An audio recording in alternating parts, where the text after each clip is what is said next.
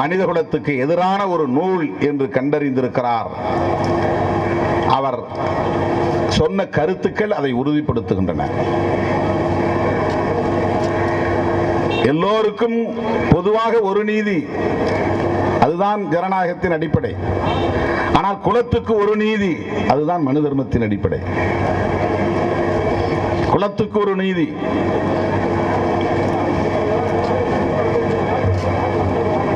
சகோதரத்துவம் என்பதுதான் ஜனநாயகத்தின் அடிப்படை.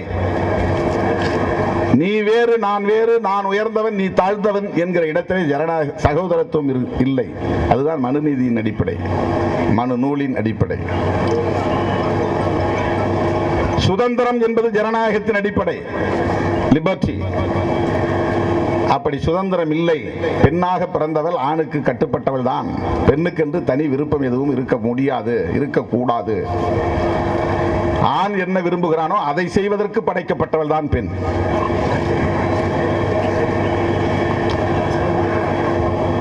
அதை படைப்பதற்கு, அதை உருவாக்குவதற்கு படைக்கப்பட்டவள் தான் பெண். ஆண்களின்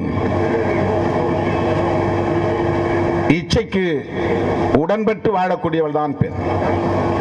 அவன் என்ன நினைக்கிறானோ அதை அவன் செய்யணும்.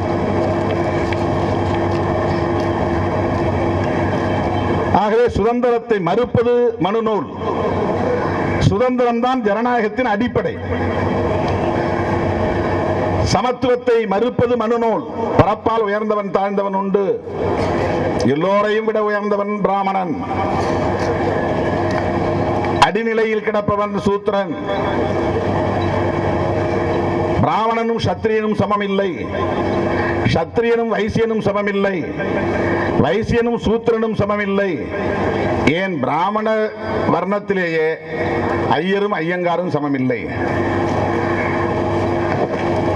கேரள நம்பூதிரியும் மேற்கு வங்கத்து முகர்ஜியும் சமமில்லை. மராத்திய பார்ப்பனர்கள் சித்பவனும் காஷ்மீர் பார்ப்பனர்கள் பண்டிட்டுகளும் சமமில்லை. சமத்துவம் இல்லை. ஆணும் பெண்ணும் சமமில்லை. சாதிக்கு சாதி சமமில்லை. ஒரே வர்ணத்திற்குள் இருக்கிற சாதி சமமில்லை. சமத்துவத்தை மறுப்பது மனு தர்மம், மனு நூல். சமத்துவம் தான் ஜனநாயகத்தின் அடிப்படை. ஆகவே மகான் கௌதம புத்தர்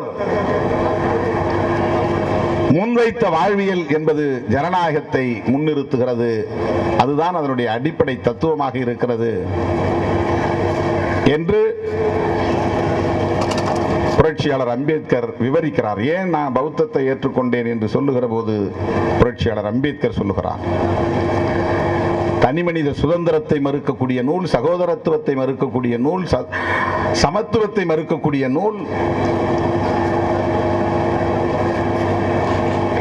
மனுநீதி என்பதை உணர்ந்த காரணத்தினால் தான் புரட்சியாளர் அம்பேத்கர் அவர்கள் 1927 டிசம்பர் 25 அதை தீயிட்டு கொளுத்தினார். இன்றைக்கு அம்பேத்கர் ஜெயந்தியை கொண்டாடக்கூடிய இவர்கள் அம்பேத்கர் ஏன் அதை தீயிட்டு கொளுத்தினார் என்பதையும் சேர்த்து படிக்க வேண்டும். நம் மீது அபாண்டமான பழியை சுமத்தி அவதூறு பரப்பி காவல்துறையில் போய் புகார் கொடுத்திருக்கிறார்கள். உடனே காவல்துறை ஆன்லைனில் கொடுத்த புகாருக்கு வழக்கு பதிவு செய்திருக்கிறது. வழக்குகளுக்கு அஞ்சுகிறவர்கள் அல்ல விடுதலை சிறுத்தைகள். ஒவ்வொருவரையும் தனித்தனியே நீங்கள் விசாரித்து பார்த்தால் தெரியும். ஒவ்வொருவரின் மீதும் 30 வழக்குகள், 20 வழக்குகள், 10 வழக்குகள். மேடைக்கு வரும்போதே தோழர்கள் என் மீது வழக்கு என்று வந்து பட்டியல் கொடுத்தார்கள். வழக்குகளுக்காக நாங்கள் அஞ்சவில்லை. இந்த பொய் வழக்கை திரும்ப பெறுங்கள் என்பதும் எங்களுடைய கோரிக்கை இல்லை. அது ஒரு புறம் இருக்கட்டும், நாங்கள் நீதிமன்றத்தில் வாதிட்டுக் கொள்கிறோம். ஆனால் எங்கள் மீது நீங்கள் சுமத்திய பழி, எமக்கு எதிராக நீங்கள் பரப்பி இருக்கிற அவதூறு என்ன நோக்கத்திற்காக? எதிர்வர இருக்கிற சட்டப்பேரவை தேர்தல் தான் இதற்கு காரணம். உடனடியாக தேர்தல் வராமல் இருந்திருந்தால் இதை கண்டுகொள்ள மாட்டார்கள். அல்லது நான் திமுக கூட்டணியில் இல்லாமல் இருந்திருந்தால் இதை பெரிதுபடுத்தி இருக்க மாட்டார்கள். அதுதான் இப்ப பிரச்சனை. 6 மாதத்திற்குள் சட்டசபை தேர்தல் வருகிறது. ஏதாவது தமிழ்நாட்டு அரசியலிலே குழப்பத்தை ஏற்படுத்த வேண்டும். அவர்களின் உண்மையான இலக்கு திமுக தான்.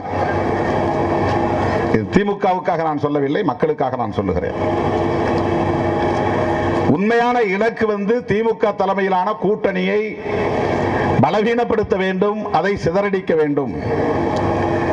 திமுக எளிதாக வெற்றி பெற்றுவிடக் கூடாது, ஆட்சியை கைப்பற்றிவிடக் கூடாது. அதற்கு என்ன செய்யலாம் என்று இவர்களின் கிரிமினல் புத்தி வேலை செய்கிறது. ஆகவே ஒரு மாதத்திற்கு முன்னால் நான் பேசிய பேச்சை முன்னும் பின்னும் வெட்டி வழக்கம் போல திருட்டு புத்தி உள்ளவர்கள் நம்மை போய் திருட்டு பயல் என்கிறார்கள். யார் திருட்டு வழக்கு ஒருத்த மேல இருந்திருக்கு, அந்த நாய் தான் நம்ம திருட்டு பயல்ங்கிறான். திருடிட்டு வழக்கு மேல திருட்டு வழக்கு இருக்கு, உண்மையிலே திருட்டு வழக்கு இருக்கு. இன்னொருத்த மேல SC/ST வழக்கு இருக்குது, வன்கொடுமை தடுப்பு வழக்கு. அவன் தான் போய் நம்ம மேல புகார் கொடுத்திருக்கிறான். உங்களுக்கு தான் பேச தெரியும் நினைக்காதீங்க. நாங்க நாகரிகம் கருதி வார்த்தைகளை அளந்து பேசுகிறோம்.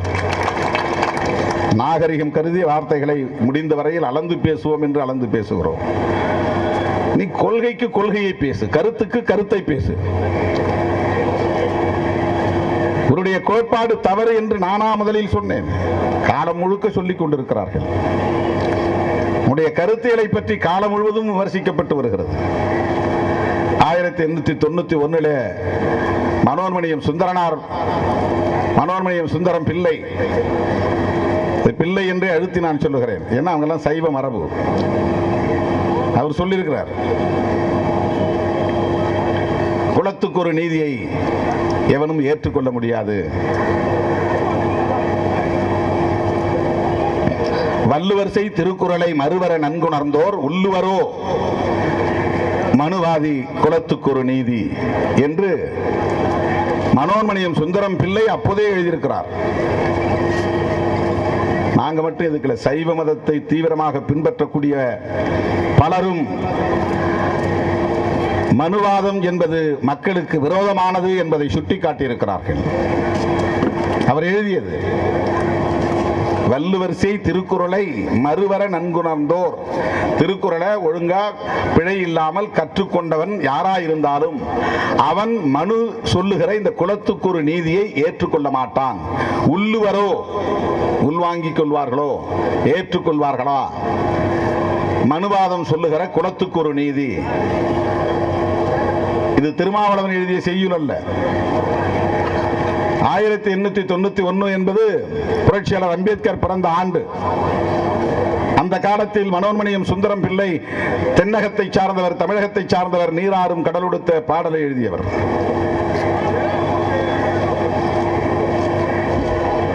ஏன் திருக்குறள் இந்த மனு நீதிக்கு அல்லது மனு நூலுக்கு எதிராக எழுதப்பட்ட நூல் என்பதுதான் பல வரலாற்று ஆய்வாளர்களின் கருத்து. எனவே இந்த விமர்சனம் என்பது விடுதலை சிறுத்தைகள் தான் முதலாக தொடங்கி இருக்கிறார்கள் என்று இல்லை. ஆனால் விடுதலை சிறுத்தைகள் உண்மையாய் புரட்சியாளர் அம்பேத்கரின் பிள்ளைகளாய், தந்தை பெரியாரின் சீடர்களாய் களத்திலே நிற்கிறோம். அதனால் பேசுகிறோம். எங்களுக்கு அரசியல் தான் முக்கியம், தேர்தல் தான் முக்கியம், வாக்கு வங்கி தான் முக்கியம் என்றால் இதை பற்றி நாங்கள் பேசாமல் ஒதுங்கி போகலாம். அது முக்கியம் இல்லை என்று நான் சொல்லவில்லை, முக்கியம்தான். ஆனால் அதைவிட பன்மடங்கு முக்கியத்துவம் வாய்ந்தது இதுதான்.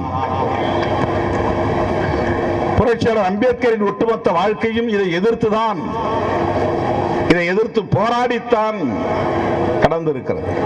தந்தை பெரியாரின் போராட்டமும் அதுதான். கடந்த செப்டம்பர் மாதம் 27ஆம் தேதி ஒரு இணைய வழி கருத்தரங்களை பேசுமாறு என்னை தோழர்கள் அழைத்தார்கள். எனக்கான நேரம் எது என்று மட்டும் கேட்டேன். 2 நாள் நடைபெற்ற அந்த கருத்தமர்விலே எனக்கான நேரத்தை சொன்னபோது நான் இடையிலே அந்த இணையத்தில் போய் இணைந்து கொண்டேன். தலைப்பு பெரியாரன் இந்தியன் பாலிடிக்ஸ், இந்திய அரசியலும் பெரியாரும். என்ன பேச வேண்டும்?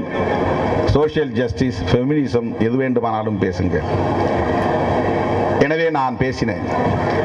தந்தை பெரியாரை பற்றி பேசுகிற போது மனுஸ்மிருதியை பற்றி பேசாமல் கடந்து போக முடியாது.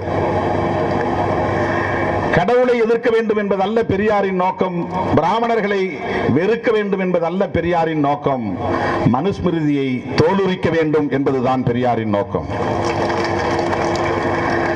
ஏன் இன்றைக்கு நாம் பார்க்கிற இந்த சமூக கட்டமைப்பு மனுஸ்மிருதியை நடைமுறைப்படுத்தியதால் உருவாக்கப்பட்டது.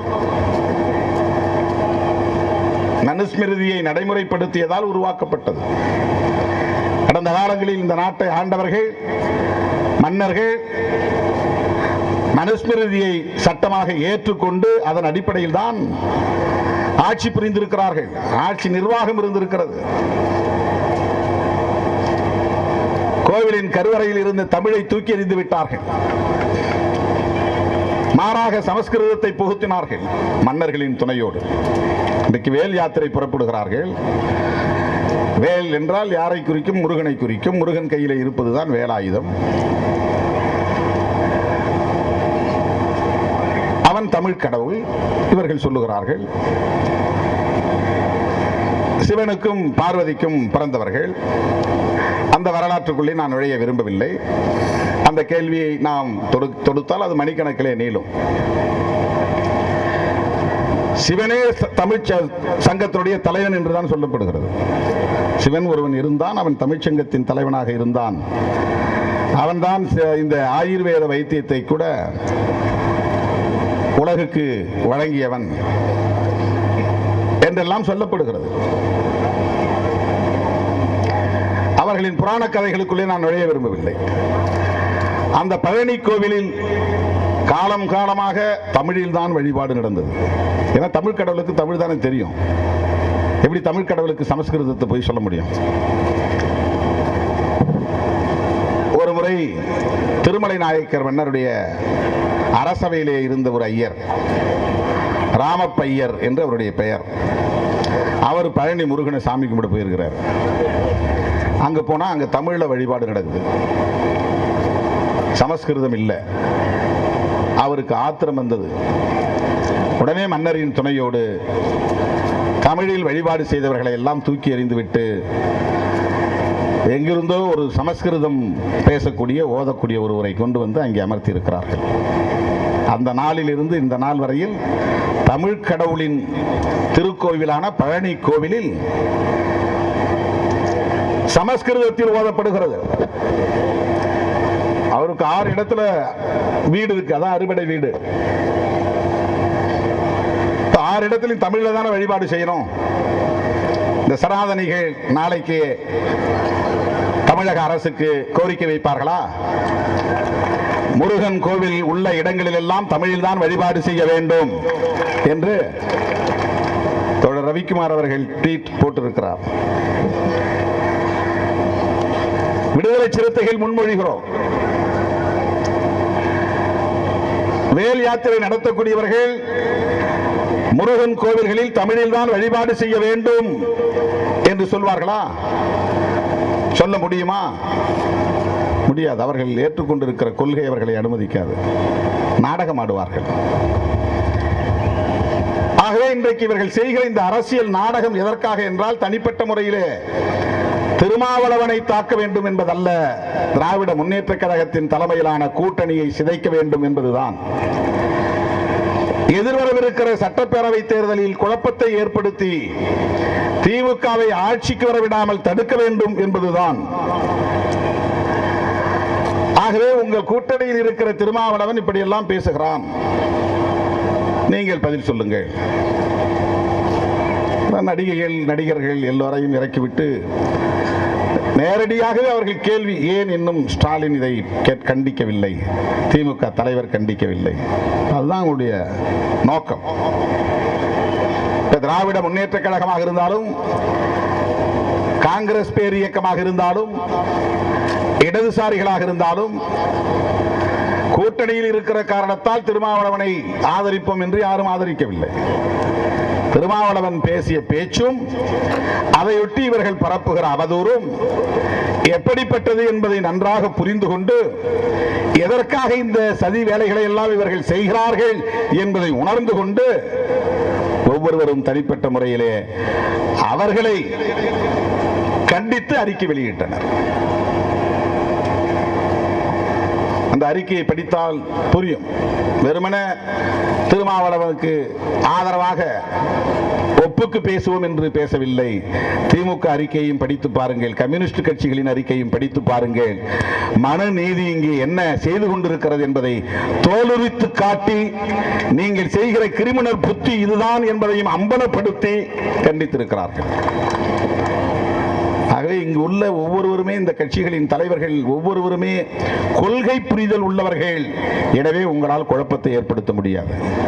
கொள்கை புரிதல் இல்லை என்றால் குழப்பத்தை உருவாக்க முடியும், கூட்டணிக்குள்ளே குழப்பத்தை உருவாக்க முடியும்.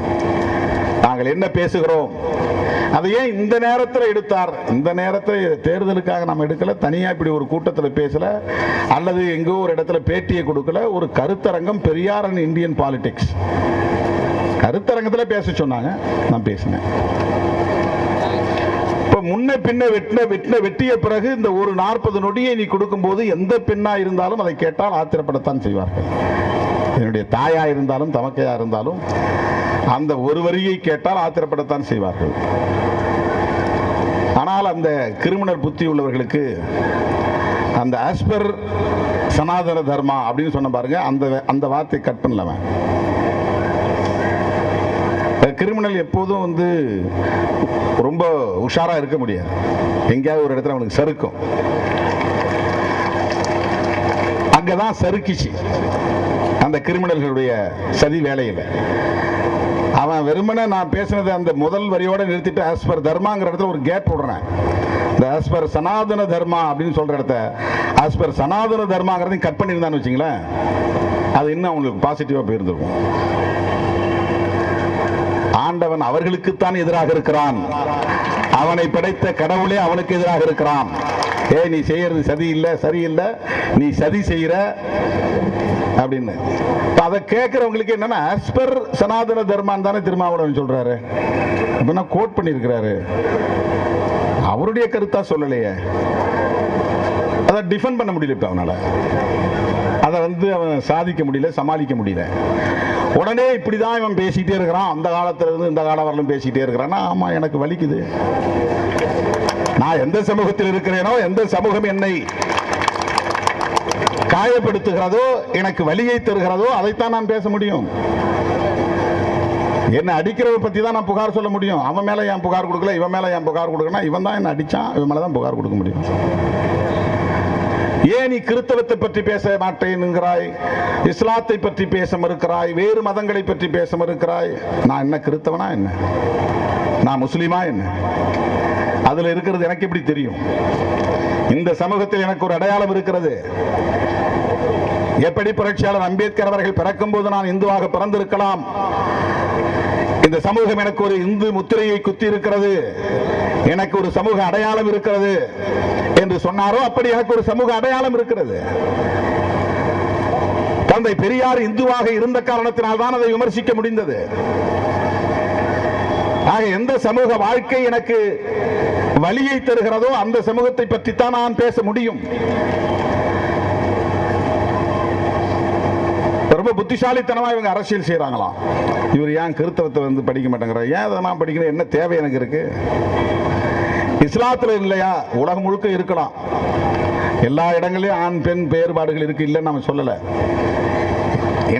எனக்கு ஏற்படுகிற வழியில் இருந்து நான் பேசுகிறேன்.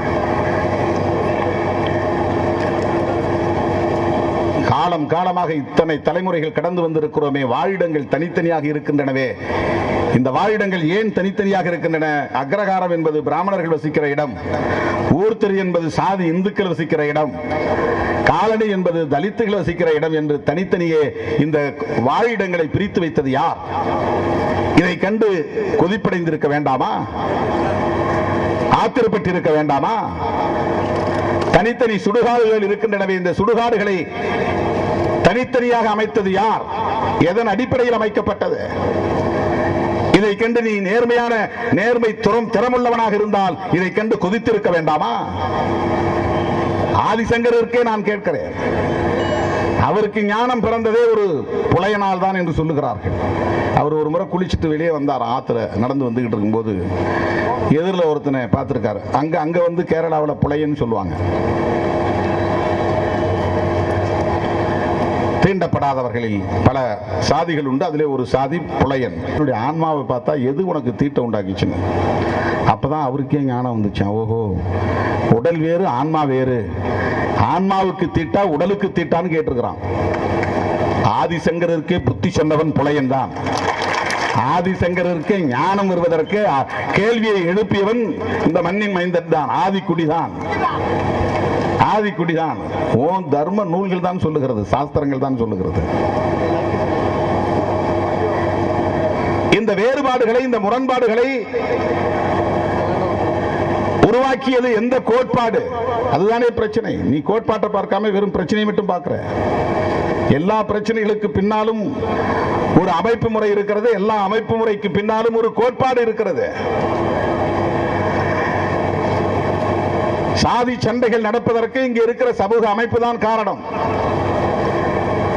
பெண்கள் ஒடுக்கப்படுவதற்கு இங்கே இருக்கிற சமூக அமைப்பு தான் காரணம். கல்வி மறுக்கப்பட்டதற்கு இந்த சமூக அமைப்பு தான் காரணம். ஆணவ கொலைகள் நடப்பதற்கு இந்த சமூக அமைப்பு தான் காரணம்.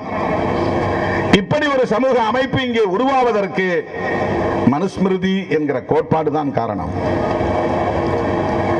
ஆகவேதான் நாம் அதை விமர்சிக்க வேண்டிய தேவை வருகிறது. புரட்சியாளர் அம்பேத்கரின் வழியில், தந்தை பெரியாரின் வழியில். எங்களுக்கு தனி வழின்னு ஒண்ணு கிடையாது. எங்கள் வழி அம்பேத்கர் வழி, எங்கள் வழி பெரியார் வழி, எங்கள் வழி சமூக நீதி வழி, எங்கள் வழி சமத்துவ வழி. சமத்துவத்தை நோக்கி போறோம், அதுதான் எங்களுடைய வழி. உனக்கு அதெல்லாம் என்னன்னு தெரியாது, நீ சேஃபான இடத்துல உட்கார்ந்துருக்கிற. பஸ்ல ஏறவன் முதல்ல போய் சீட்டு பிடிச்சிட்டான்னா தொங்கிக்கிட்டு வரவனை திட்டுவான். அவனுக்குலாம் அறிவு இருக்கா பாரு, தொங்கிக்கிட்டு வரான், முட்டா பயமா. ஏன்னா அவருக்கு சேஃபா சீட்டு கிடைச்சிருச்சுல, ரொம்ப பாதுகாப்பா போய் உட்கார்ந்துட்டாரு உள்ள. பிடிச்சி நின்றுகிட்டு இருக்கிறவனையும் திட்டுவான் பாரு, உரசுறாங்கம்பா. நின்றுகிட்டு போனா அப்புறம் உரசுதானே செய்யும். ஃபுட்பால்ல தங்குறவனை திட்டுவான், சீட்டே கிடைக்காம அங்க தாங்க நின்றுட்டு இருக்கிறவன் பஸ் டிரைவரை திட்டிட்டு நிற்பான். பாரு நிறுத்தாம போயிட்டான், நான் ஏற முடியாம போயிடுச்சு, எனக்கு டியூட்டிக்கு போக முடியலன்னு. அதுல தொத்த முடியாதவன் இருக்கிறான் எவ்வளவு பேர் வண்டியில. ஆகவே இவங்க ரொம்ப சேஃபா போய் உட்கார்ந்துக்கிட்டாங்க. எல்லா இடங்களும் போனா இவங்களுக்கு கதவு திறக்குது, ஐயா சுவாமி ஐயா சுவாமின்னு. எல்லா இடங்களிலும் நமக்கு தடை இருக்கிறது. போலீஸ்ல ஒரு பர்மிஷன் வாங்க முடியல, வண்டி மேல நின்று பேசிட்டு இருக்கேன். கேட்டா அதெல்லாம் உனக்கு கொடுத்தா எல்லாரும் கேட்பான், உனக்கு மேடை போட அனுமதி கொடுத்தா எல்லாரும். இதுவே எவ்வளவு பெரிய ஜனநாயக விரோதம் இது. ஒரு சுதந்திர நாட்டில், ஜனநாயக நாட்டில், இந்திய அரசமைப்பு சட்டத்தை மதிக்கக்கூடியவர்களாக இருந்தால் காவல்துறையினர் இப்படி ஒரு நிலையை செய்வார்களா? ஆளுங்கட்சிக்காரங்க இந்த இடத்துல வந்து நம்முடைய முதலமைச்சர் கூட்டம் போடுறாருன்னா உங்களுக்கு கொடுத்தா அப்புறம் எல்லாரும் கேட்பாங்க சொல்லுவார் அவரு. இது ஒரு குலத்துக்கு ஒரு நீதிங்கிற மாதிரி தானே, ஆளுக்கு ஒரு நீதி. முதலமைச்சர் இந்த நாட்டினுடைய குடிமகன், திருமாவளவன் இந்த நாட்டினுடைய குடிமகன். அவருக்கு ஒரு ஓட்டு, திருமாவளவனுக்கு ஒரு ஓட்டு. போலீஸுக்கு அந்த வெட்கம் மானம்லாம் இருக்காது. ஆளுங்கட்சிக்காரனுக்கு சேவை செய்யறது மட்டும்தான். கேட்டா எல்லா பிரச்சனையும் சட்டம் ஒழுங்குன்னு தான் பார்ப்பாங்க அவங்க காவல்துறை. எல்லா நீங்க நாளைக்கு ஆளுங்கட்சியா வாங்க, உங்களுக்கு சேவை செய்வாங்க. எங்க வேலை ஆளுங்கட்சிக்காரங்களுக்கு சேவை செய்யணும். இதுவே ஒரு வகையில மனு தர்ம புத்தி தான். அது சமத்துவம் இருந்தாலும் மனு தர்மத்துக்கு எதிரான சிந்தனைன்னு அர்த்தம். எல்லாத்துக்கும் ஈல்டாகி போறது, அதிகாரம் உள்ளவங்களுக்கு பழஞ்சி கொடுக்கிறது, பணிஞ்சு போறதுங்கிறது மனு தர்மத்தின் அடிப்படையில் உருவாக்கப்பட்ட ஒரு மூளை தான் அது. ஆகவே இவன் சேஃபா போய் உட்கார்ந்துக்கிட்டான். இவனுக்கு வர்ண தர்மத்தால பிரச்சனை இல்லை, சாதி அமைப்பால பிரச்சனை இல்லை. பிரச்சனை இருக்குன்னு தெரிய முடியாத இடத்துல போய் உட்கார்ந்துருக்கான் பல பேர். யாரால நமக்கு பாதிப்புன்னு அவனால புரிஞ்சுக்க முடியல. இன்னைக்கு இந்தியாவில் ஓபிசி மாணவர்களுக்கு தமிழ்நாட்டில் அந்த 50 விழுக்காடு இடஒதுக்கீடு கொடுக்கணும்னு போராட்டம் நடத்துற ஒரே கட்சி விடுதலை சிறுத்தைகள் கட்சி தான். நாங்க தான் ஓபிசி இந்துக்களுக்கு பாதுகாவலர்கள் என்று சொல்லிக் கொள்ளக்கூடியவர்கள் எங்கே போனார்கள்? ஏன் போராட்டம் நடத்தவில்லை? இதை கேட்பதற்காக நாங்கள் போராடவில்லை, போராடியதால் சுட்டிக்காட்டுகிறோம். போராடணுங்கிற உணர்வு எங்களுக்குள்ளே இருப்பதனால் அகில இந்திய ஒதுக்கீட்டிலே ஓபிசி மாணவர்களுக்கு இடஒதுக்கீடு இல்லை என்பதை கண்டறிந்து அதை அரசின் கவனத்திற்கு கொண்டு போய் சுட்டிக்காட்டிய இயக்கம் விடுதலை சிறுத்தைகள் கட்சி. எஸ்சி எஸ்டிக்கு தான் கிடைச்சிருச்சு, நான் ஏன் அதை பத்தி பேசணும்னு போனா இல்லையா? ஏன்னா உனக்கு இருக்கிற சாதி புத்தி எனக்கு கிடையாது. நான் ஏன் ஜாதிக்கு தான் வேலை செய்வேன், ஏன் ஜாதிக்கு தான் வேலை செய்யணும், பொய்யாலாம் நான் பேச மாட்டேன். எல்லோருக்கும் யாரெல்லாம் நீதி மறுக்கப்பட்டவர்களோ அவர்களுக்கெல்லாம் குரல் கொடுப்பதுதான் சிறுத்தைகளின் அரசியல். நீ எனக்கு ஓட்டு போடு, ஓட்டு போடாம போ, நீ கீழ் சாதின்னு சொல்லு, மேல் சாதின்னு சொல்லு, ஐ டோன்ட் கேர். நீ சொல்றதுனால நான் கீழ் சாதி ஆக மாட்டேன். எனக்கு சாதிங்கிற அமைப்பின் மீதே நம்பிக்கை இல்லை, அப்புறம் என்ன மேல் சாதி கீழ் சாதி? என்னை பொறுத்தவரையில் சாதியின் மீது நம்பிக்கை இல்லை, சாதி உடன்பாடு இல்லை, எனவே அது என்னுடைய மூளையில் இல்லை. எனவே நீ என்னை எதை சொன்னாலும் அது என்னை ஒன்றும் பண்ணாது.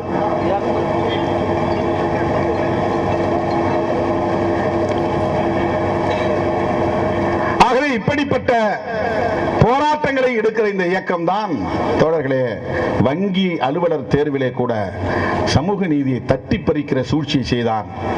கொதித்திட வேண்டாமா? ஓபிசி தலைவர்கள், சாதி சங்க தலைவர்கள், சாதி பெருமை பேசுகிற தலைவர்கள், வங்கி அலுவலர்களுக்கான தேர்வு நடக்கிறது. ஓபிசி ரிசர்வேஷன்ல இருந்து 27% 6% எடுக்கிறான், பறிக்கிறான். ஷெட்யூல் காஸ்டுக்கான ரிசர்வேஷன்ல இருந்து 2%, ஷெட்யூல் டிரைப்ஸ்க்கான சதவீதத்திலிருந்து 1.5%, 9.5% பறித்து முன்னேறிய சமூகத்தை சார்ந்த பொருளாதார நலிவடைந்த பிரிவினருக்கு 10% கொடுக்கிறான். ஜெனரல் கேட்டகரியில இருந்து ஒரு 0.5, இவங்கள்ட்ட இருந்து ஒரு 9.5, 10% கொடுக்கிறான். யார் இங்கே பொங்கி எழுந்தது? வேல் வேல் வேல் வேல் என்று வேல் முருகவேல் தூக்குகிறார்களே, இவர்கள் உன் சமூக நீதிக்காக குரல் கொடுத்தார்களா? நான் கேட்கிறேன், பாரதிய ஜனதா கட்சிக்காரன் இந்திய அளவில் என்றைக்கு சமூக நீதிக்காக போராடி இருக்கிறான்? அகில இந்திய அளவில், தமிழ்நாட்டில் மட்டுமல்ல. ஓபிசி மக்களுக்கு மிக முக்கியமான தேவை என்பது சமூக நீதி. எஸ்சி எஸ்டி விட்டு புரட்சியாளர் அம்பேத்கர் அதற்கான பாதுகாப்பை உறுதிப்படுத்தி விட்டார். ஓபிசி மக்களுக்கான இடஒதுக்கீடு அதுதான் இன்றைக்கு பலரை நீதிபதி ஆக்கி இருக்கிறது, பலரை பேராசிரியர்கள் ஆக்கி இருக்கிறது, பலரை உயர் பொறுப்புகளுக்கு வர வைத்திருக்கிறது. மண்டல் பரிந்துரைக்கு முன்பு உண்டா இடஒதுக்கீடு? மண்டல் பரிந்துரையை நடைமுறைப்படுத்த வேண்டும் என்று முனைந்த போது, அதை அறிவித்த போது, அதை எதிர்த்து இந்தியாவில் போராட்டம் நடத்தியது யார்? அவன் அல்லவா உன்னுடைய முதல் எதிரி. ஓபிசி இந்து சகோதரர்களை பார்த்து கேட்கிறேன், வரலாறு படிக்காதவர்களுக்கு நான் சுட்டிக்காட்டுகிறேன், வரலாறு அறியாதவர்களுக்கு நான் இந்த இடத்தை நினைவுபடுத்துகிறேன். விபி சிங் அவர்கள், சமூக நீதி காவலர் விபி சிங் அவர்கள் மண்டல் பரிந்துரையை நடைமுறைப்படுத்த ஆணை பிறப்பித்த போது அவருக்கு உற்ற துணையாய் இருந்தது மறைந்த ராம்விலாஸ் பாஸ்வான் என்கிற ஒரு தலித் தலைவர். அதுக்கு பேர் கலகக்காரன் பேர், புரட்சிக்காரன் பேர். அது இழிவான பெயர் கிடையாது. எதிர்க்கிறவன், கலகம் செய்கிறவனுக்கு இவனு வைக்கிற பேர், உலகளாவிய பேர். சமரசமானவன் பூரா சாதி இந்துக்களா போயிட்டான், ஏதோ ஒரு பட்டத்தை வாங்கிட்டு போயிடுறான். அவன் பெரியார் ரொம்ப பச்சை பச்சையா பேசினார். சூத்திரன் உனக்கு என்னன்னு தெரியுமாடா, அவன் என்ன எழுதி வச்சிருக்கான் தெரியுமா? அதெல்லாம் நாம சொன்னா நான் சொன்னேன்னு சொல்லுவாங்க, எங்களை இழிவுபடுத்தினா. அவரு பச்சை பச்சையா சொன்னார், இதுக்கு அர்த்தமே இப்படிதான்டா, இந்த சூத்திரப்பட்டம் ஒழியணும்டா, சூத்திரப்பட்டம் ஒழியணும், இதுக்கு என்ன அர்த்தம் தெரியுமா? மனு தர்மத்தில் எல்லாத்துக்கும் ஒன்னு செக்ஷனா சுலோகமா எழுதி வச்சிருக்கிறான். அன்னைக்குதான் வர்ணம் இருந்துச்சு, இன்னைக்கு இருக்கா? வர்ணம்லாம் ஒழிஞ்சு போச்சு. வர்ணத்திலிருந்து தான்டா சாதி உருவானது. இன்னைக்கு சாதி இருக்குதுன்னா, சாதிங்கிறது என்ன? வர்ணத்தின் குழந்தைகள் தான் சாதிகள். எப்படி சாதி உருவாச்சு? சண்டாளன்னு ஒரு சாதி இருக்கு கேரளாவில். அது ஒரு பார்ப்பனனுக்கும் அங்க இருக்கிற நம்பூதிரிக்கும் சூத்திரனுக்கும் பிறந்த பிள்ளை, குழந்தை. இது சண்டாளர். தேரை கொண்டு வரக்கூடாதுன்னு தடுத்தது எது? மனுஸ்மிருதி. காஞ்சிபுரம் பக்கத்தில் கூத்திரம்பாக்கங்கிற கிராமத்தில் ஊர் தெரு வரலும் அந்த தேர் சேரி மக்களுடைய தெருவுக்கு வராது என்று தடுத்தது எது? மனுஸ்மிருதி. மயிலாடுதுறை பக்கத்தில் ஒரு சுடுகாட்டுக்கு போகக்கூடாதுன்னு சாதி வெறியர்கள் தடுத்தாங்களே, அப்படி அவங்களை தடுக்க வைத்தது எது? மனுஸ்மிருதி. போலீஸ்காரனையும் தூக்கிட்டு போய் அந்த நேரத்தில் போலீஸ்காரெல்லாம் வெட்டியா வேலை பார்க்கறான். பாருங்க, சாதி இந்துக்களுக்கு எப்படி பயப்படுறான் பாருங்க. அவன் அடிச்சு இது பொது பாதை ஓடுறான்னு அவனை அடிச்சு விரட்டுற துணிச்சல் போலீஸுக்கு இல்ல. அவனுங்க கோவப்பட்ட கூடாதான், அதனால இவனுக்கு போய் நாம் பாடையத்தை உடனே தூக்கிட்டு போறாங்க. வெட்கக்கேடு இல்ல, மானக்கேடு இல்ல. இதை விட ஒரு அவமானம் வேறு என்ன இருக்க முடியும்?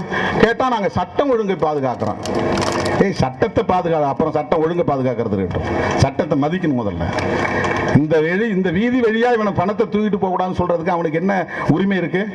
அவனு இந்த ஊருக்காரன், அவனு இந்த ஊருக்காரன், இந்த வழியா போகக்கூடாது, அதை தடுக்கணும்னா சட்டத்தை நீ மதிச்சா அவனால 4 பேரை பிடிச்சி நீ உள்ள தூக்கி போட்டு அந்த வழியா பாடை எடுத்து போக சொல்லணும். துணிச்சல் படிக்கலாம், ஐபிஎஸ் படிக்கலாம், ஏஎஸ் படிக்கலாம், ஆனா சேவை மனப்பான்மை தான், ஒரு செர்வன்ட் மைண்ட் செட்டு தான். நீ என்ன படித்தாலும் உன் மூளைக்குள்ள மனு தர்மம் இருக்கிற காரணத்தினால அந்த அடிமை புத்தி மாறாது, என்ன படித்தாலும். அதுதான் நான் அதிகாரிகளை விமர்சிக்கிறேன் என்று யாரும் கருதிவிடக் கூடாது. சமூக யதார்த்தத்தை சொல்லுகிறேன், சமூக யதார்த்தம் சொல்றேன். ஒருத்தருக்காக அந்த துணிச்சல் வரணும் இல்ல. எல்லாரும் நீரோட்ட போன பெரியார் தானே எதிர்த்து வெளியே வந்தாரு. அந்த ஒருத்தரால் தான் இவ்வளவு பெரிய மாற்றம். சமூக நீதி அரசியலமைப்பு சட்டத்தில் முதல் திருத்தம், அது அரசியலமைப்பு சட்டம், அதை திருத்தவே முடியாதுன்னு நினைச்சிருந்தாருன்னா இன்னைக்கு இவ்வளவு பெரிய மாற்றம் உருவாகி இருக்குமா? மண்டல் கமிஷன் அமைக்கக்கூடிய நிலை உருவாகி இருக்குமா? ஓபிசிக்கு ரிசர்வேஷன் கிடைச்சிருக்குமா? யோசிச்சு பாருங்க. ஆகவே என்னைக்கோ இருந்தது, 2000 வருஷமா 3000 வருஷம், நீ 5000 வருஷம் கூட சொல்லு. 5000 வருஷத்துக்கு முன்னால் எழுதப்பட்ட நூலாக இருந்தாலும் கூட அதனுடைய தாக்கம் இன்றைக்கும் இங்கே இருக்கிறது என்பதுதானே யதார்த்தம். வாட்ஸ்அப்பில் ஒரு செய்தி இன்னைக்கு வரும்போது படித்தேன். அவர் நம்முடைய தா பாண்டியன் பேசினது, ஒரு மூத்த தலைவர், கம்யூனிஸ்ட் கட்சியுடைய தலைவர். அதை ஒரு பத்திரிகையில் எடுத்து போட்டிருக்கிறான். நம்முடைய மூத்த பெரியவர், பெரியவாள், அவங்களுடைய மொழிப்படி சொன்னான். அவர் சொல்லியிருக்காரு, டவுரி பிரச்சனை ஒரு பொண்ணுக்கு கல்யாணம் ஆகலைன்னா அவளை அப்படியே விடக்கூடாது, கண்ணி கழியாமல் இருக்கக்கூடாது. ஒரு வாழை மரத்துக்கும் அவளுக்கும் கல்யாணம் பண்ணி வைக்கணும். கல்யாணம் பண்ணிட்டு அந்த வாழை மரத்தை வெட்டிடணும். உடனே விதவை ஆயிடுவா. விதவையான பிறகு மொட்டை அடித்து வெள்ளைப்படவை உடுத்தி அவளை அப்படியே சாவர வரலும் வாழ சொல்லுங்க. ஏன்னா இந்த சமூகத்தில் டவுரி பிரச்சனையால உனக்கு புருஷன் கிடைக்கலன்னா, மணமகன் கிடைக்கலன்னா வேறு சாதிக்காரனை திருமணம் செய்யக்கூடாது. அதை தடுக்கிறதுக்கு அவங்க வழி. இது அவரா சொல்லல, இதுதான் மனு தர்மம் சொல்லுது. இனக்கலப்பு கூடாது, சாதி கலப்பு கூடாது. தூய்மைவாதம், அதுதான் மனு தர்மத்தினுடைய அடிப்படை. சமத்துவமின்மை, இன்இக்வாலிட்டி, அதுதான் மனு தர்மத்தினுடைய அடிப்படை. தூய்மைவாதம்னா தீட்டுங்கிற கோட்பாடு தானா வருது. இனக்கலப்பு ஏற்படாமல் இருக்கணும்னா அதுக்கு ஒரு கான்செப்ட் தேவைப்படுது. அதுதான் இவங்க கண்டுபிடிச்ச கான்செப்ட், கற்புங்கிறது. அது ஆண்களுக்கும் பெண்களுக்கும் பொதுன்னு சொல்லணும்ல. பிராமண சமூகத்தில் பிறந்த பாரதிய 2 பேருக்கும் பொதுவில் வைப்போம்னு சொல்றாரு. ஏன் பொதுவில் வைக்கல இந்த மனு தர்மம்? எல்லாத்துக்கும் ஆண்பால் சொல்லவிட இருக்கு, சொல்லு இருக்குது. விபச்சாரிங்கிறதுக்கு ஆண்பால் சொல்லு இருக்கா? ஆண்கள் அத்தனை பேருக்கும் 100 விழுக்காடு ஒரு ஃபியர் சைக்காலஜி இருக்குது, ஒரு ஃபோபியா. பெண்களை பற்றிய ஒரு ஃபோபியா இருக்கு. என்னன்னா எப்போதும் அவளை கண்காணிச்சுக்கிட்டே இருக்கணும். அவன் நம்மளோட தான் இருக்கிறாளா, வெளியே அனுப்புறது இல்லை. இவ்வளவு மோசமான ஒரு உளவியலை இந்த சமூகத்தில் சமூக உளவியலாக கட்டமைத்தது எது? ராவணனோடு அசோகவனத்தில் தங்கியிருந்த சீதை கற்புள்ளவளாக இருந்திருப்பாளா என்கிற சந்தேகத்தை ராமனுக்கு ஏற்படுத்தியது எது? அவளை மீட்டு வந்த பிறகு அக்னியிலே குளித்து விட்டு வா, அப்போதுதான் நீ உத்தமி என்று என்னால் ஏற்றுக்கொள்ள முடியும், பத்தினி என்று ஏற்றுக்கொள்ள முடியும் என்று கேட்கிறவர்கள் தனியாக சீதை இல்லாமல் இத்தனை நாள் ராமன் இங்கே இருந்தானே, அவன் உள்ளபடியே உத்தமனாகத்தான் இருந்தானா என்ற கேள்வியை யாரும் எழுப்பவில்லையே. சீதை இல்லாமல் இருந்த காலத்தில் ராவணன் என்ன செய்து கொண்டிருந்தான்? தாம்பத்திய வாழ்க்கைக்கு போனவன் தானே, துறவரம் போனவில்லையே. அப்ப சீதை கேட்டு, நீ முதல்ல அக்னி குண்டத்துல இறங்கிட்டு வா, அப்புறம் நான் சொல்றேன். என் மேல நீ சந்தேகப்படுறல, ராவணன் ஏதாவது பண்ணிருப்பான்னு உனக்கு ஒரு சந்தேக புத்தி இருக்குல்ல. அப்ப இவ்வளவு நாளா நான் இல்லாம அங்க இருந்தே நீ சும்மா இருந்தியா? ஒழுக்கமா இருந்தியா? உத்தமனா இருந்தியா? யாரையுமே பார்க்கலையா நீ? அப்ப சீதை கேட்டிருந்தா சரி. இந்த வாதத்தை குதர்க்கவாதம் என்கிறார்கள். இது பெரியார் வாதம், இதுதான் புரட்சியாளர் அம்பேத்கர் வாதம், இதுதான் பகுத்தறிவு வாதம், இதுதான் சமத்துவவாதம், ஜெண்டர் ஈக்குவாலிட்டி. இது குதர்க்கவாதம் அல்ல, சமத்துவவாதம். மனு தர்மத்தை விளக்குவதற்காக எழுதப்பட்ட காப்பியம் தான் ராமாயணமும் மகாபாரதமும். அதுல அவங்க நினைச்சா விபச்சாரத்தை தளர்த்தி கொள்வார்கள். சத்தியவதி புருஷன் நினைக்கிற விசித்திர வீரியன். நான் மகாபாரதம் அதிகமாக படிக்கிறது இல்லை, ஏன்னா அதுக்குள்ள போகவே கூடாது, நம்ம மைண்ட் வந்து கரப்ட் ஆகக்கூடாதுன்னு அதெல்லாம் பார்க்கறது கிடையாது. படிக்கக்கூடாது, கேட்கக்கூடாதுன்னு அதெல்லாம் பார்க்கறது இல்லை. அவன் புருஷன் செத்துடுறான். ஒருத்தர் அவளுக்கு 3 அம்பிகா அம்பாலிகா 2 பேரை கட்டி வைக்கிறாங்க மருமகள். அவங்களுடைய புருஷன் தான் நினைக்கிறேன் விசித்திர வீரியன்.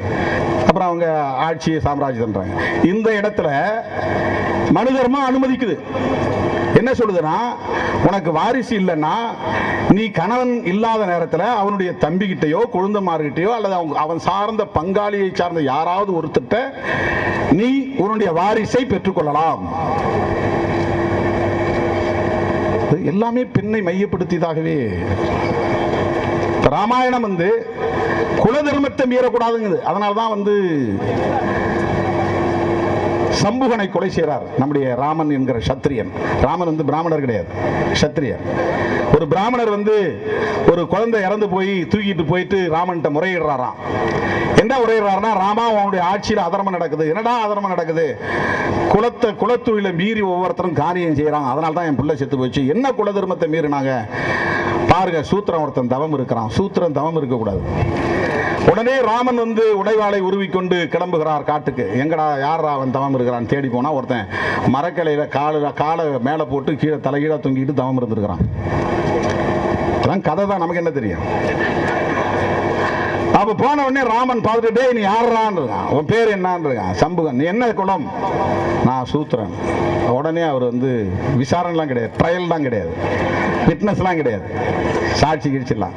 உடனே தண்டனை கொடுத்து தலையை ஓங்கி வெட்டிடுறார். குல தர்மத்தை மீறியதால் நீ ஒரு சூத்திரன், தவம் இருக்க உனக்கு எந்த தகுதியும் இல்லை. அப்ப ராமாயணம் எதற்காக உருவாக்கப்பட்டது? குல தர்மத்தை மீறினால், குலத்தொழிலை மீறினால் தண்டனை வழங்க வேண்டும். சம்புகன் கதை அதுதான் சொல்லுது. மகாபாரதத்தில் ஏகலைவன் கதை அதே மாதிரி. ஏகலைவன் ஒருத்தன் துரோணாச்சாரிகிட்ட எனக்கு பயிற்சி கற்றுக் கொடுங்க, வில்லு வித்தை கற்றுக் கொடுங்கன்னு கேட்குறான். நீ யாரான்னு கேட்டால் சூத்திரன் தெரிஞ்சது. சூத்திரனுக்கெல்லாம் சொல்லிக் கொடுக்க முடியாது, போடான்றான். அந்த நூலை பற்றி நீதிமன்றத்திலே வாதிடுவோம். ஏன் நாங்கள் கொடுத்த புகாருக்கு இதுவரை எந்த நடவடிக்கை எடுக்கல? தமிழ்நாடு முழுக்க கிட்டத்தட்ட 100கணக்கான புகார்கள் கொடுக்கப்பட்டிருக்கிறதே. அரசியல் பேச தெரியாத அந்த கும்பல், கொள்கைக்கு கொள்கை பேச தெரியாத கும்பல், கோட்பாட்டுக்கு கோட்பாட்டை முன்வைக்க தெரியாத அந்த கும்பல் தனிப்பட்ட முறையிலே என்னை இழிவுபடுத்தி வன்மத்தை கக்கிக் கொண்டிருக்கிறார்கள். ஏன் ஒரு ஆள் மேல கூட நீ புகார் போடல, எஃப்ஐஆர் போடல?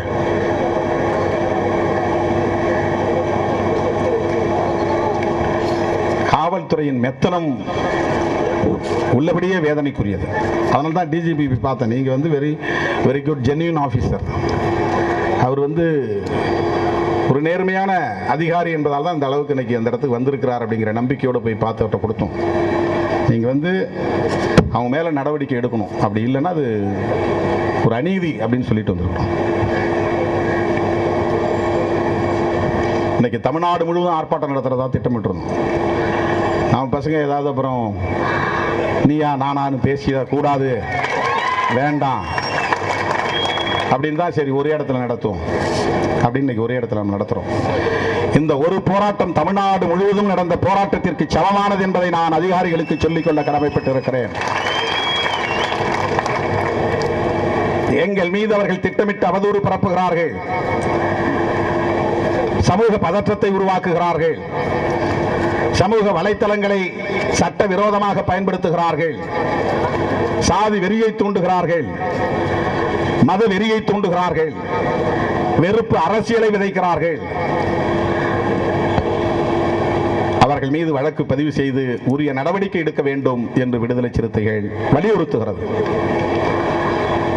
தோழர்களே, எந்த ஒரு குறிப்பிட்ட சமூகத்தையும் அல்லது மதத்தையும் இழித்து பேசுவதோ பழித்து பேசுவதோ நம்முடைய நோக்கம் இல்லை. கொள்கை அடிப்படையில், கோட்பாட்டு அடிப்படையில் சில விமர்சனங்களை வைக்கிறோம். சொல்லப்போனால் இந்த போராட்டத்தை பொறுத்தவரையில் வெகுண்டெழுந்து வீதிக்கு வந்து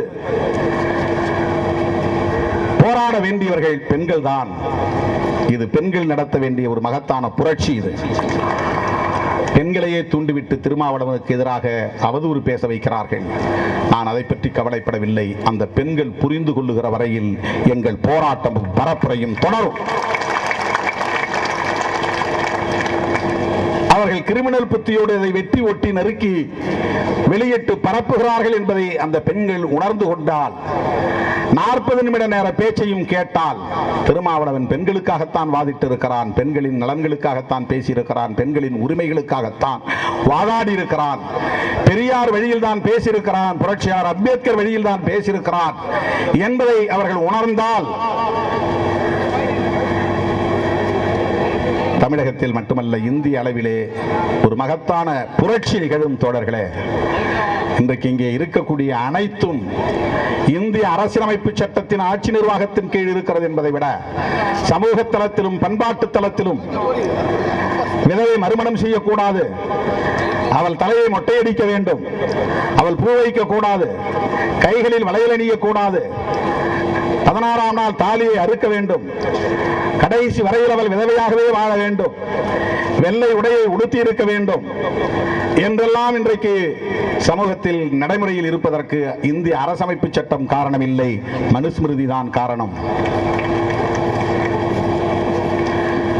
சின்னஞ்சிறு வயதிலேயே பாலிய விவாகத்தை நடத்த இங்கே அனுமதித்தது அரசியலமைப்பு சட்டம் அல்ல. அரசமைப்பு சட்டத்தின்படி அல்லது இந்திய சட்டத்தின்படி இன்றைக்கு பெண்ணுக்கு 18 வயது, ஆண்களுக்கு 21 வயது. ஏன் இந்த வயதை சமமா வச்சா? 2 பேருக்கும் 21 வயசுன்னு வச்சா என்ன? அது என்ன ஆண்களுக்கு மட்டும் 21 வயசு, பெண்களுக்கு 18 வயசு? அப்ப இந்த 21 வயசு வரலாம் அவன் ஒழுங்கா இருந்துருவானா? இந்த வயது நிர்ணயம் கூட எந்த அடிப்படையில் என்ற கேள்வி எழுகிறது. எந்த அடிப்படையில் இந்த வயது நிர்ணயம்? சொல்ல போனா பெண்கள் ஒரு நாளைக்கு நெல்லத்தனை வளருவாங்க, ஆண்கள் ஒரு நாளைக்கு எல்லத்தனை வளருவாங்கன்னு கிராமத்தில் பழமொழி. எள்ளு அளவுக்கு பெண்கள் உடல் வளர்ச்சியிலும் வேகமாக வளருவாங்க, மூளை வளர்ச்சியிலும் ஆண்களை விட பெண்கள் அண்டர்ஸ்டாண்டிங், கிராஸ்பிங் ரொம்ப அதிகம். நீங்க ஒரே வீட்டில் பெண் குழந்தை ஆண் குழந்தை வளரும்போது பாருங்க, பெண் நறுக்கு தெரிச்ச மாதிரி பெண் குழந்தை பேசும், பளிச்சுன்னு பேசும், கேள்வியை நறுக்கு தெரிச்ச மாதிரி கேட்கும். இயற்கையிலேயே ஆண்களை விட பெண்கள் மூளை வலிமை உள்ளவர்கள். அதனாலதான் ரொம்ப இதை போட்டு பயங்கரமா ஒடுக்கி வச்சிருக்காங்க. என்ன கூட படிச்சது 6ஆம் வகுப்புல 20-25 பேர், 7ஆம் வகுப்புல 7-8 பேராச்சு, 8ஆம் வகுப்புல 3 பேர் தான். 3 பேர்ல 2 பேர் பெண்ணு, ஒரே ஒரு ஆண். அந்த ஒரே ஆண் நான் தான். டிராப் அவுட்ஸ் ஸ்கூல்ல 3 பேர் தான் படித்தோம், 2 பெண்கள். 2 பெண்களுக்கு 8ஆம் வகுப்புனா 8, 5, 13 வயசு. 13 வயசுல பருவத்துக்கு வர்றது இயற்கை. அரையாண்டு தேர்வுக்கு பிறகு ஒரு பெண் வரல பள்ளிக்கூடத்துக்கு. ஆனால் அதுதான் ஸ்கூல்லே கிளாஸ்லே நல்லா படிக்கிற பொண்ணு, ரொம்ப நல்லா படிக்கிற பொண்ணு. அதை நிறுத்திட்டாங்க. அப்போ பப்ளிக் எக்ஸாம் வந்துச்சு. 3 பேரில் 2 பேர் தான் பப்ளிக் எக்ஸாம் எழுத போனோம். அந்த பொண்ணு நானும் தான். பப்ளிக் எக்ஸாம் முடிஞ்ச பிறகு நான் 9th படிக்க போயிட்டேன், அது கல்யாணம் பண்ணிட்டு போயிடுச்சு. பெண்களின் நிலையை பாருங்க, அது கல்யாணம் போயிடுச்சு. இந்த பொண்ணு பப்ளிக் எக்ஸாமுக்கு முன்னாடியே கல்யாணம் பண்ணி கொடுத்துட்டாங்க. அரையாண்டு தேர்வில் நிறுத்தினாங்க பாருங்க. அதை மட்டும் படிக்க வச்சிருந்தா அது இன்னைக்கு தமிழ்நாட்டில் மிக முக்கியமான ஒரு பதவியில் இருந்திருக்கும். நல்லா படிக்கக்கூடிய பெண், நல்லா படிக்கக்கூடிய ஒரு பெண்ணின் வாழ்வை எது சிதைத்தது? பருவத்துக்கு வர்றதுங்கிறது இயற்கை தானே. பருவத்துக்கு வந்தால் பள்ளிக்கூடத்துக்கு போகக்கூடாதா? மேற்கொண்டு படிக்கக்கூடாதா? பருவத்துக்கு வந்த பிறகு பிறந்த வீட்டில் இருக்கக்கூடாதா? அது பல்கலைக்கழகம் வரையில போகட்டும், போய் படிக்கிற வரையிலும் படிக்கட்டும், அதுக்கு பிறகு கட்டி கொடுக்கலாமே. ஆனால் என்ன ஒரு மைண்ட் செட்டை உருவாக்கிட்டான்னா, என்னைக்கா இருந்தாலும் அவனுக்கு அது பிடிச்சி தானே கொடுக்க போகிறோம், பிடிச்சி கொடுக்குற பொண்ணுக்கு எதுக்கு செலவு பண்ணணும்? ஆனால் மக்கு பயலாக இருப்பான், ஒரே கிளாஸில் 5 வருஷம் கிடப்பான், 8ஆவதுல 8 தடவை ஃபெயில் ஆவான். அவனுக்கு டியூஷன் வச்சு படித்து கொடுத்துருவான். அவன் கேட்கறதெல்லாம் வாங்கி கொடுப்பான். அவனுக்கு 2 வீலர் வேணும்னா 2 வீலர் வாங்கி கொடுத்துருவான். சினிமா போகணும்னா சினிமாவுக்கு காசு கொடுப்பான். எப்படியாவது படிச்சிடறான்பான். ஆனால் அவன் வாங்கிட்டு போய் நல்லா தண்ணி அடிப்பான், போதை அடிப்பான், சினிமா பார்ப்பான். ஆம்பளை பிள்ளைக்கு அவ்வளவு சுதந்திரம். ஆம்பளை 1000 இடத்துக்கு போயிட்டு வருவான்பா, பொம்பளை அப்படிலாம் போகக்கூடாது. எங்கே போனேன்னு ஆம்பளை பிள்ளை யாரும் கேட்க மாட்டாங்க. பொம்பளை பிள்ளை நடமாடுறது தெரியணுங்கிறதுக்காக காலில் கொலுசை போட்டு விட்டுருவான். சலி சலி சலி சலின்னு. அது எதுக்குன்னா மருமகள் கட்டுறதா இருந்தாலும் மகள் கட்டுறதா இருந்தாலும் பொம்பளை பிள்ளைங்க நடமாட்டத்தை கண்காணிக்கிறதுக்காக தான் காலில் கொலுசு. அது சலங்கை போட்ட கொலுசு. அது இந்த புது பொண்ணுக்கெல்லாம் கட்டாயமாக சலங்கை போட்ட கொலுசு தான் இருக்கும். அவங்க வந்து மாமனார் மாமியாருக்கு நடமாடிக்கிட்டு இருக்கிறது தெரிஞ்சுக்கிட்டே இருக்கணும், காதில் விழுந்துகிட்டே இருக்கணும். சலங்கை சத்தம் கேட்கலாம் மருமகள் ஆளை காணுமே தேட ஆரம்பிச்சிருவாங்க. இந்த சமூகம் எப்படி இருக்கு பாருங்க. பெண்களை ஒடுக்கி வைப்பதற்கான கருத்தியல், ஒடுக்குமுறை வடிவங்கள். ஆண்களை முழுக்க நிறுத்திட்டு பெண்களையே ஒரு 10 வருஷத்துக்கு படிக்க வச்சா போதும் நாடு புரட்சியை உருவாக்கும். பெண்கள் மட்டும் இந்தியா முழுவதும் எல்லா எஜுகேஷன்லயும் பெண்களுக்கு மட்டும் 100% ரிசர்வேஷன். பெண்கள் மட்டும்தான். ஒரு 10 ஆண்டு ஒரு தலைமுறை இந்தியாவை புரட்டி போடுகிற தலைமுறை உருவாகிவிடும். நீ பெண்களை ஒடுக்கி வச்சிருக்கிற வரலாம் தான் அந்த மனு தர்மம் அங்கே காப்பாற்றப்படும். பெண்கள் படிச்சுட்டாங்கன்னா முதல்ல இதை போய் கொளுத்தக்கூடிய சமூகமே பெண் சமூகமாகத்தான் இருக்கும், மகளிர் சமூகமாகத்தான் இருக்கும். அவ்வளவு மோசமான ஒரு ஒடுக்குமுறை. அவன் சொல்றானே இந்து பெண்கள் அந்த பெண்கள் இந்த பெண்கள் இல்ல, விமன் நேச்சர் இஸ் செட்யூசிங் men. இங்கிலீஷ்ல அது மொழிபெயர்த்து தப்புன்னா மொழிபெயர்த்து தப்புன்னு சொல்லி நாங்கள் தூக்கி போட்டுறோம். ஆண்களை மயக்குவதுதான் பெண்களின் இயல்பு. புத்திசாலியா இருக்கிறவன் பொம்பளைங்களோட தனியா இருக்க மாட்டான். அதுல இருக்கு. தாயா இருந்தாலும் மகளா இருந்தாலும் சகோதரியா இருந்தாலும் ஒரு பெண்ணோடு ஞானம் உள்ள ஆண் தனியா இருக்க மாட்டான். அப்ப தாயா இருந்தாலும் மகளா இருந்தாலும் சகோதரியா இருந்தாலும் பெண்கள் வந்து ஆண்களுக்கு அந்த இச்சையை தூண்டி விடுவார்கள். இது அது சொல்லுதா இல்லையா? நானா சொல்றேன்? பருவத்தெல்லாம் பார்க்க மாட்டாங்க, வயசை பார்க்க மாட்டாங்க, அழகை பார்க்க மாட்டாங்க. அவங்களுக்கு வந்து மேன்லியா இருக்கணும். இது எதுக்காக சொல்லப்பட்டிருக்கு? இது கேரக்டர் அசாசினேஷன் அல்ல. நான் அப்படி பார்க்கல.